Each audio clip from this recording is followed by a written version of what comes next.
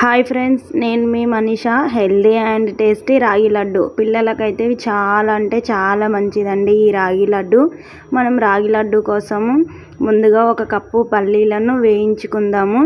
ఈ రాగి లడ్డు మనం డైలీ పిల్లలకు ఒక 2 ఇచ్చామంటే వాళ్ళు చాలా స్ట్రాంగ్గా ఉంటారు. వాళ్ళ బోన్స్ కూడా చాలా స్ట్రాంగ్గా ఉంటాయి. అలాగే ఇది పెద్దవాళ్ళకు కూడా హెల్త్కి చాలా హెల్ప్ అవుతుంది. పల్లీలు లో ఫ్లేమ్లో కాస్త వేగిన తర్వాత వాటిని పొట్టు తీసి మిక్సీ పట్టి పెట్టేసుకోండి. తర్వాత ఒక గిన్నె తీసుకొని ఆ గిన్నె హీట్ అయ్యాక అందులోకి ఒక 3 టేబుల్ స్పూన్ వరకు నెయ్యి యాడ్ చేయండి. నేను తీసుకున్న నెయ్యి అయితే షాప్లో తెచ్చింది అయితే కాదు, ఇంట్లోనే మనం పాల మీగడ ఉంటుంది కదండి, దాంతో చేసింది. నేను ఒక 3 టేబుల్ స్పూన్స్ వరకు నెయ్యి తీసుకున్నాను.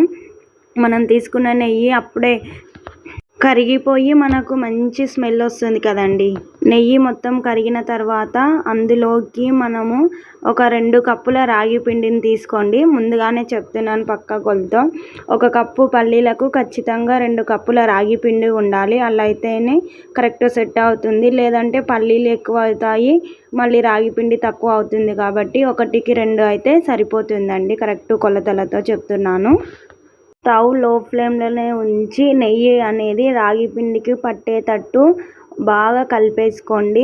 మళ్ళీ మనం స్టవ్ ఎక్కువగా పెట్టి అలా చేస్తే రాగి పిండి అనేది మాడుతుంది, అడుగు పట్టిపోతుంది. కాబట్టి లో ఫ్లేమ్లోనే ఉంచి నెయ్యి అనేది పిండికి బాగా పట్టేటట్టు కలిపేసుకోవాలి. నెయ్యి పిండికి బాగా పట్టిందంటే మనకు అప్పుడే కలర్ చేంజ్ అవుతుంది.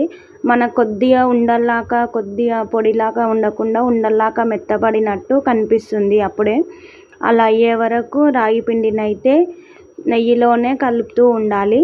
తర్వాత స్టవ్ ఆఫ్ చేసి ఆ పిండిని పక్కకి పెట్టేసుకోవాలి. కాస్త చల్లారనివ్వాలి పిండిని. తర్వాత 1 కప్పు బెల్లము, 2 కప్పుల పిండికి 1 కప్పు బెల్లము పర్ఫెక్ట్గా సరిపోతుందండి.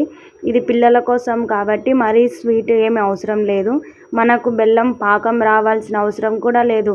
కొద్దిగా అందులోకి వాటర్ యాడ్ చేసుకొని మాడకుండా బెల్లం కరిగే వరకు కలుపుతూ ఉంటే సరిపోతుంది. బెల్లంని పొడి పొడిగా దంచేసుకుంటే కూడా ఏం కాదు, తొందరగా కరిగిపోతుంది. మా బుడ్డోడు పడుకుంటూ బెల్లం దంచితే సౌండ్కి లేస్తాడని నేను అంతంత దంచేసి అవి కరిగే వరకు కలుపుతూ ఉన్నా. మీరు పొడి దంచేసుకొని వేసుకున్నా ఏం కాదు. 2కు 1 కప్పు పర్ఫెక్ట్ బెల్లం అయితే. మరీ స్వీట్ ఎక్కువ అయితే కూడా పిల్లలకు మరీ దగ్గులేస్తుంది. మరి ఇంట్లో ఉన్న వాళ్ళు మనల్ని అంటారు ఏం పెట్టినావని. బెల్లం అయితే కరిగి మనకి ఈ విధంగా అవుతుంది. నేనైతే ఇక్కడ పాకం అని ఏం చెప్పట్లేదు. పాకం కూడా ఈ లడ్డుకైతే ఏం అవసరం లేదు. బెల్లం కరిగితే చాలు వాటర్లో, మరీ వాటర్ ఎక్కువ తీసుకోకండి.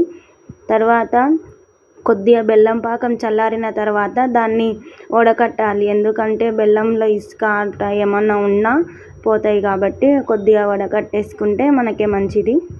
ఈ రాగి లడ్డూను డైలీ పిల్లలకు ఒకటి మార్నింగ్ ఒకటి ఈవినింగ్ ఇవ్వండి. అలాగే దీనివల్ల మోషన్స్ కూడా పిల్లలకు ఫ్రీగా ఉంటాయి. మరీ ఎక్కువ అయితే కూడా మరీ మోషన్స్కి ఎక్కువ అయ్యే ఛాయిస్ ఉన్నాయి కాబట్టి ఎక్కువ ఇవ్వకండి. మార్నింగ్ ఒకటి ఈవినింగ్ ఒకటి ఇస్తే సరిపోతుంది.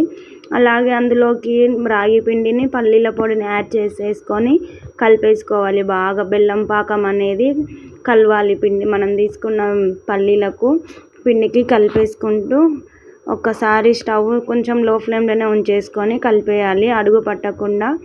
కాస్త మీకు ఏమైనా మరీ పొడి పొడిగా అనిపించి ఇది లడ్డూలా షేప్ రానట్టుంది అనిపిస్తే అందులోకి పాలు యాడ్ చేసుకొని లడ్డు కట్టేసుకోండి.